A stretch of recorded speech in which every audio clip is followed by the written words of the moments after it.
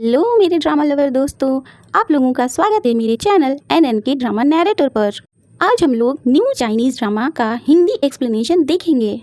ड्रामे की शुरुआत में हमें 4 दोस्तों को दिखाते हैं जिनका नाम होता है लूजेंग, जी चैन, जुयान और यहान। ये सभी 30 के हो चुके हैं लेकिन आपस में अभी ऐसे रहते हैं जैसे 18 के हों। आगे हमें स्कूल का सीन दिखाते हैं जहाँ टीचर इन चारों की क्लास लगा रहे होते हैं। बोलते हैं, तुम लोगों ने स्कूल को क्या पिकनिक प्लेस समझ कर रखा है? और सभी को बिना हिले डुले खड़े रहने की पनिशमेंट देकर चले जाते हैं। उनके जाते ही सब रिलैक्स हो जाते हैं और एक दूसरे को बताते हैं कि वो बड़े होकर क्या बनना चाहते हैं। लूजेंग का सपना होता है सुपरस्टार बनने का, लेकिन रियल में तो सुपरस्टार का बस फैन बनकर रह जाता है। जी चैंग हैकर बनना चाहता था, लेकिन अभी तो उसे पासवर्ड तक याद नहीं रहता, हैकर तो क्या ही बनता। जुयान का ड्रीम होता है वर्ल्ड में शांति बनाए रखने का और लोगों को एक दूसरे को माफ करना सिखाना चाहता था, लेकिन प्रेजेंट में तो डाइवोर्स कराने वाला वकील बन गया होता है। यहान फैशन मैगजीन का सेक्सी और कूल एडिटर बनना चाहता था, लेकिन इस टाइम तो उसकी आंखें डार्क सर्कल से भरी होती हैं। इस लुक के साथ तो इसका हैंडसम एडिटर का सपना भी धरा का धरा रह जाता है, लेकिन उनका एक ड्रीम तो पूरा हो ही जाता है, साथ रहने का हमेशा। अब हमारी हीरोइन ली शाओ को दिखाते हैं जो कि नेशनल चैंपियनशिप के लिए साइकिलिंग रेस की प्रैक्टिस करा रही होती है। बेचारे सभी तो थक जाते हैं, लेकिन वो उन्हें प्रैक्टिस करते रहने को कहती है। एक बोलता है, मिस आप 30 की हो चुकी हैं, इसी तरह से क्रूएल रही तो आपसे शादी कौन करेगा? वो बोलती है, पहली बात तो मैं 30 की नहीं 29 की हूँ, दूसरी बात तुम अब 10 राउंड और मारोगे। नेक्स्ट सीन में ली शाओ की फ्रेंड लाइव स्ट्रीम करके ब्यूटी प्रोडक्ट सेल कर रही होती है। वो फैशन डिज़ाइनर बनना चाहती है, इसीलिए ड्रेस भी डिज़ाइन करती है। ली शाओ उसकी डिज़ाइन की हुई ड्रेस को देखकर हंस पड़ती है और बोलती है, ये ड्रेस 10 साल पुरानी डिज़ाइन की है, और यूएन के फैशन सेंस को लेकर उसे खूब टीज करती है। अगले सीन में एडिटर साहब यानी यहान की मैगजीन में स्पेलिंग की टाइपिंग मिस्टेक हो जाती है। जी चैंग बोलता है, सोचना भी मत दोबारा प्रिंट कराने को, ऑलरेडी 30,000 कॉपी प्रिंट हो चुकी हैं। उन सभी को सिर्फ एक स्पेलिंग मिस्टेक की वजह से कचरे में तो नहीं फेंक सकते। एडिटर साहब बोलते हैं, इस स्पेलिंग मिस्टेक की वजह से पूरे के पूरे पैराग्राफ का मतलब ही चेंज हो गया है। हमारी मैगजीन नंबर 2 पर ट्रेंड करती है, हम इतनी बड़ी गलती नहीं कर सकते। फिर से प्रिंट करने को बोलता है। यहान मैगजीन की 10वीं एनिवर्सरी सेलिब्रेशन में फिर से थीम रेड कलर रखने को कहता है।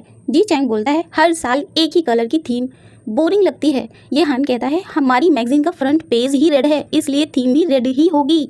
वर्कर नई प्रिंट कॉपीज़ के साथ एक टाइपिंग मिस्टेक वाली कॉपी भी रख देती है गलती से, और सभी मैगजीन सेल होने के लिए भेज दी जाती हैं। इधर बुक स्टॉल पर यहान की मैगजीन देखती है। पीछे से यहान मनी मन बोलता है, हाँ यही खरीद लो खरीद लो। ली शाओ वही मैगजीन ले लेती है।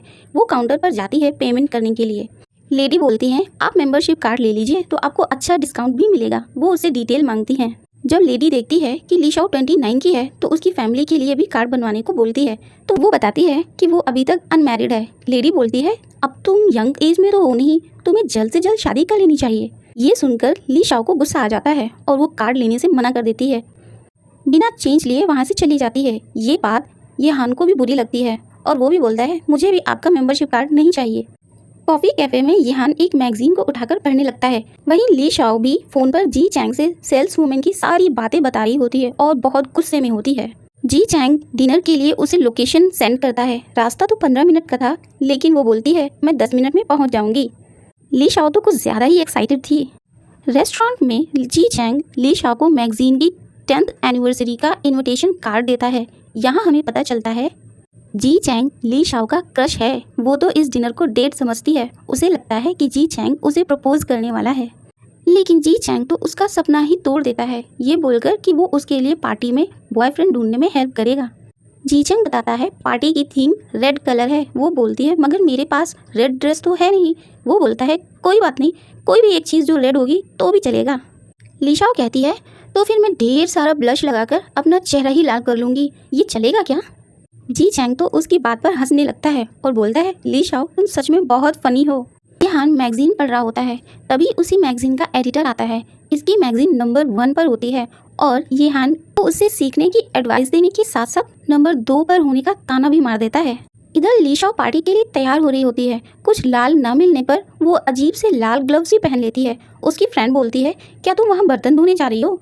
और बोलती है जो ड्रेस मैंने तुमको बर्थडे पर दी थी तुम उसे ट्राई करो ना। लिशाओ बोलती है वो ड्रेस बहुत टाइट और खुली खुली सी है, क्या ऐसी ड्रेस मुझ पर सही लगेगी? फ्रेंड बोलती है लोगों को अट्रैक्ट करने के लिए ऐसी ड्रेस ही तो बेस्ट होती हैं। सीन शिफ्ट होता है यहान के ऑफिस में, जहाँ पर वो अपनी बेइज्जती का गुस्सा डॉट्स फेंक कर निकाल रहा होता है।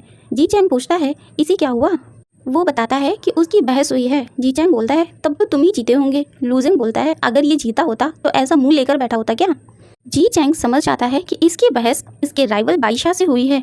वो भी बाइशा की ही साइड लेता है और उसकी एडवाइस लेने को भी बोलता है। अब तो यहान का दिल कर रहा होता है कि एक डॉट्स इसके मुंह पे भी गाड़ दूँ मैं। अगले सीन में हमें ली साओ के स्टूडेंट को इंटरनेट कैफे में प्रैक्टिस क्लास बंक करके गेम खेलते हुए दिखाते हैं। वहीं ये हान भी गेम खेल रहा होता है और जीत जाता है। फ़ोन पर भी जी चैंग को अपनी जीत के बारे में बताता है। वो स्टूडेंट भी सुनता है और ये हान से एक बैटल राउंड खेलने को बोलता है। बेट लगाता है अगर वो जीता तो ये हान के गेमिंग कैरेक्टर के सारे इक्विपमेंट्स ले लेगा। ये हान भी इस बेट को मान जाता है और बैटल शुरू हो जाती है। जब स्टूडेंट देखता है कि वो हारने वाला है, अपने दोस्त को इशारा करता है। वो जाकर येहान पर नूडल्स गिराने का ड्रामा करता है। तब तक स्टूडेंट येहान को हरा देता है और उसके इक्विपमेंट्स ले लेता है। येहान का गेमिंग कैरेक्टर तो आधा नंगा हो चुका होता है।